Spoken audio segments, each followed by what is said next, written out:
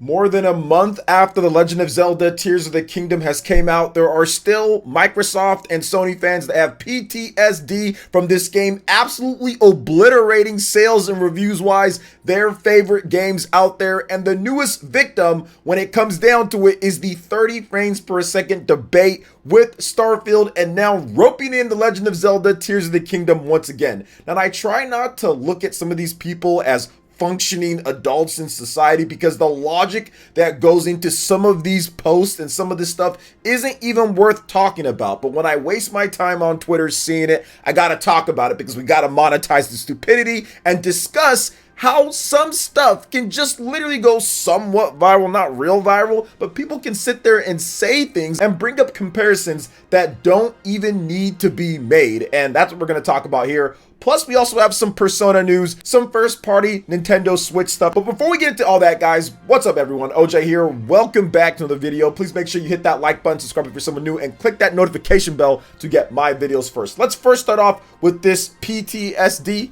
from Legend of Zelda Tears of the Kingdom. Now, the newest game to kind of rope in Tears of the Kingdom, right? We saw it before with previous games. We've seen the whole, if a game is worth the price, 30 frames per second. There's been all sorts of debates with Tears of the Kingdom that have pretty much been quelled at this point. Tears of the Kingdom came out. It did incredibly well, selling 10 million units in the first 3 days, and it's continued to be a top seller around the world, top on the eShop. By the end of the year, it's going to be 20 million units, plus it's going to be one of the best-selling games of the year, hands down. And people were complaining when it comes to certain Sony fans and certain things out there saying, oh, you guys aren't this, you don't expect more, blah, blah, blah, blah, blah. The usual typical stuff when it comes down to it. And listen, we talked about it, we roasted it, we had our fun. But now we also have Xbox fans that are jumping into the fray here, which I actually talked about some of them beforehand with Tears of the Kingdom, but now with Starfield. And this is the most recent thing here that I'm seeing. And it's just a silly comparison. So you see this meme, you got SpongeBob. Shout out to SpongeBob. His memes are always really good. And my friend Doc Trey posted this, otherwise I would have never seen it. But then he shows Starfield, 30 frames per second, and then SpongeBob looking angry, kind of confused a bit and squinting. But then you see Tears of the Kingdom, 30 frames per second, and then SpongeBob with a photoshopped face, very happy, ready to give the money. And I don't know why people keep making this comparison. This comparison is absolutely ridiculous. And let me give you a couple of reasons why this comparison is ridiculous. One, it's not really Nintendo fans that are bashing Starfield for being 30 frames per second. Actually, all the Nintendo fans that I know that like Nintendo the most or that cover Nintendo, they're all fine with Starfield being 30 frames per second. Now, if he's talking about journalists or anything like that, I'm not seeing a lot of journalists come out there and say it's ridiculous or it's horrible that Starfield is 30 frames per second. I'm actually seeing a lot of the professional journalists say it's okay. So I don't know who or where or why this meme is targeting. And even if you're just doing it for fun, there needs to be some shred of truth for this. Otherwise, there's no joke. So who is actually upset about this? To me, it just seems like PC people, obviously, that are going to complain, right? If you're into PC gaming, or PlayStation fans that want to throw it in the face of Xbox fans that a big first-party Microsoft game is 30 frames per second. But I can guarantee you it's not a ton of Nintendo fans, and it's not really a lot of big journalists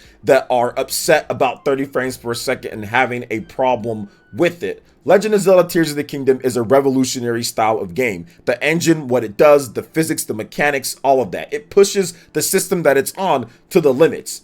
Starfield is a big revolutionary type of game for Microsoft that pushes the physics, the graphical look of it, 4K, 30, everything that they're trying to do, all the different planets and everything. It's massive. These games aren't going to be able to run at a consistent 60 frames per second on hardware priced $500 or lower. You're going to need a crazy rig to run Starfield at 60 frames per second. Now, when it comes to Legend of Zelda, the Switch is 2015 tech with the Tegra X1.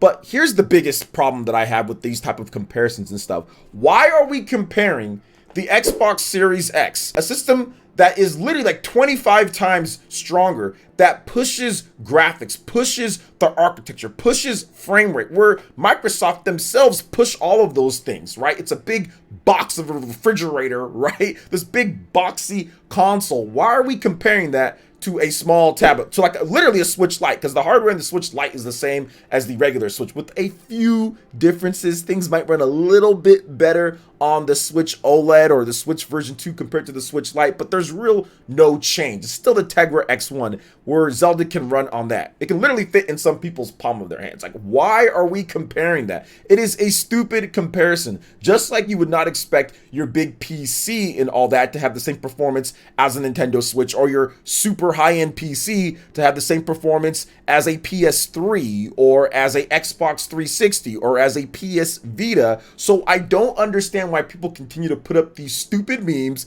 and these stupid comparisons for clout, because that's all they're looking for. 9,000 likes, 9,000 stupid people out there that sit there and think that this meme is valid or illogical. Now, maybe some people are just liking it just because they found it funny or whatever, but man, like, I find this to be absolutely ridiculous. And I have a sense of humor, and I'm laughing a little bit too. I like SpongeBob, I like the SpongeBob memes, but I've seen this comparison way too many times for me to feel that it's just a joke. I actually genuinely think that people think that there's some type of hypocrisy going on, and there isn't, and there really isn't. Seriously, there is not. There's a comment here from Shrouded Gaming that says, comparing 7-year-old hardware that fits in the palm to a giant next-gen refrigerator that's supposed to be the most powerful console of all time. Yeah, these complaints are legitimate. I mean, see what I'm talking about here?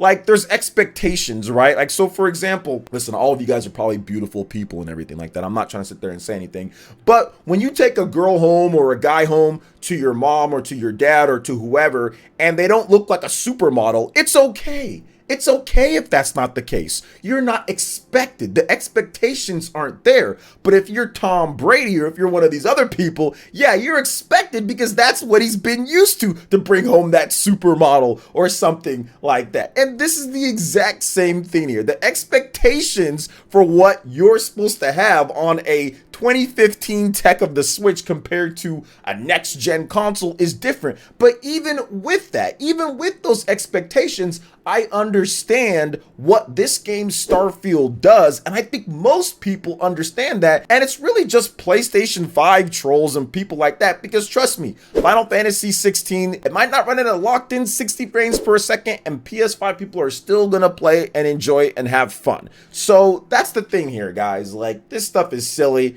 And still, a month later, Tears of the Kingdom still coming up. They got PTSD, still weird people putting out weird stuff on this game. I don't know what to say here, guys. But when it comes to weird decisions or weird things, let's talk about Atlas, because they are in the news once again. Now, the whole exclusivity announcement timing thing is so weird, but it is what it is. Microsoft handing out that super bag for Persona games, so therefore you're going to get some weird stuff from Atlas, a company that's already kind of weird at times. Love Atlas. Like I said, they're that goofy uncle that you love, but you know, don't always agree with, but you love. You still love them because they're just so good and great to you and say great things. So I think that's how Atlas is at times. But anyway, so recently Persona 3 Reload, Persona 5 Tacticia, those games were confirmed for other platforms outside of Xbox after the 48-hour or whatever exclusivity deal timing thing ran out, or whatever the case is. So we got a confirmation of the Persona 5 Tactics game that is confirmed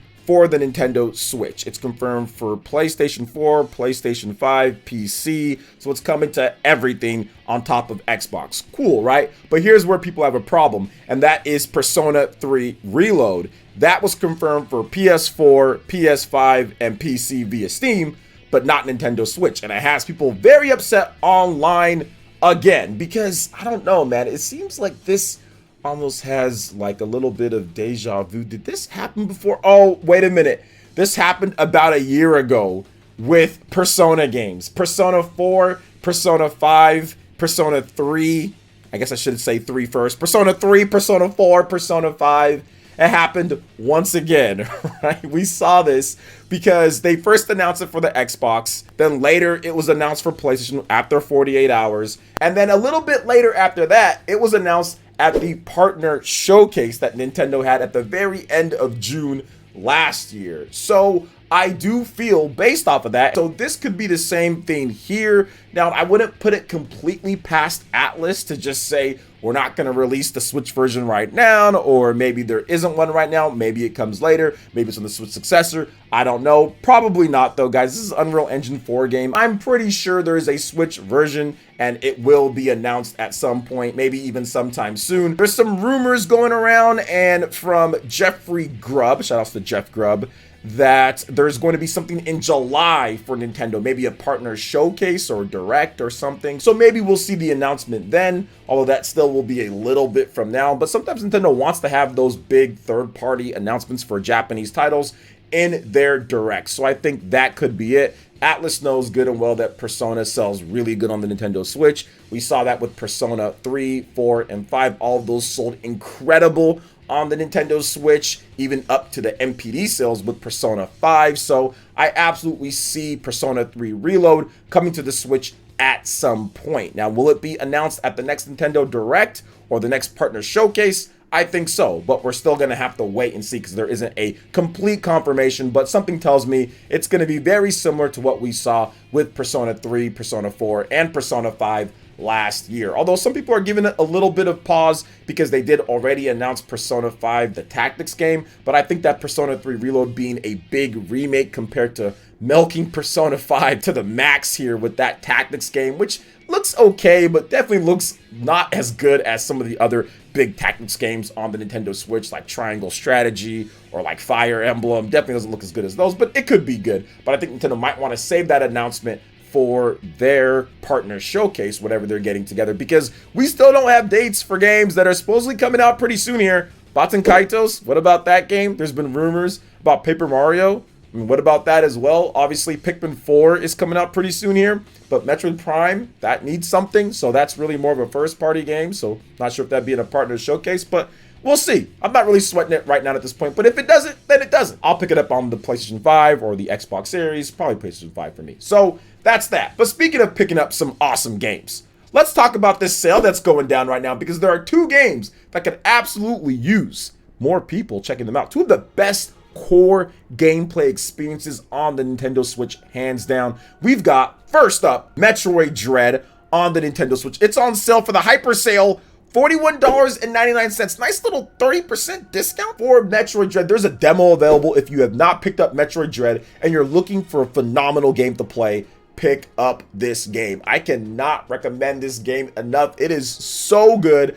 I love this game, and I actually want to do a playthrough on stream for you guys. If you aren't checking out my live streams, make sure you check them out, guys. I do them all the time around 7 p.m. Eastern time, so make sure you guys watch those. But yeah, man, Metroid Dread is an incredible game. The powers are really cool, the graphics are great, it runs good, looks good, plays good, the story's incredible, has one of the best endings ever for a video game. I love the ending, and I love what they did with this game. It's really, really, really good. And there's rumors that Mercury Steam is working on another 2D Metroid, so you're going to want to probably play this one, so when that next one gets announced, you're going to be like, oh snap, like look at this, I played Metroid Dread, now they've evolved it to this. So yeah, it's really, really, really good. So yes, make sure you go pick up Metroid Dread. That's on sale, big first party sale, right? Then also another game that I consider to be one of the best RPGs flat out on the Nintendo Switch, one of the best action RPGs, whatever you want to call it, Astral Chain, $41.99. This game already broke 1.3 million units as of the end of 2021. So it was already considered a success. Platinum Games came out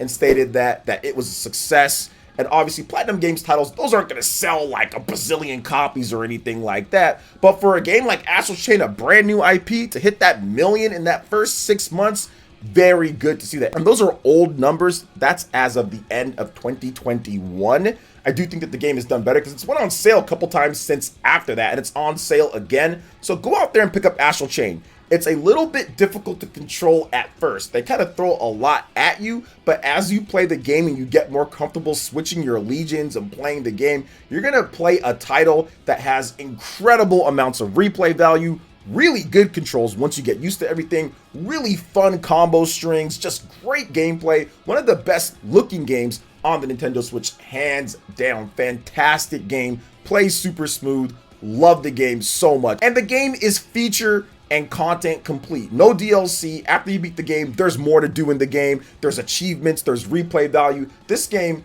has it all. So go out there and pick up Astral Chain, pick up Metroid Dread 2. Fantastic games. But what do you guys think about all the different news here when it comes to the weird stuff with Tears of the Kingdom still going on? Persona 3 Reload, maybe skipping the Switch, but we'll have to wait and see. And of course, this awesome first party sale with 2 great games on the Switch. Let me know in the comment section below. All right, guys, that wraps it up for this video here. Thank you so much for watching. I do appreciate it. Please make sure you hit that like button, subscribe if you're someone new, click that notification bell, and check out our other videos right here on screen. Thank you for watching. We'll catch you for the next one. Peace.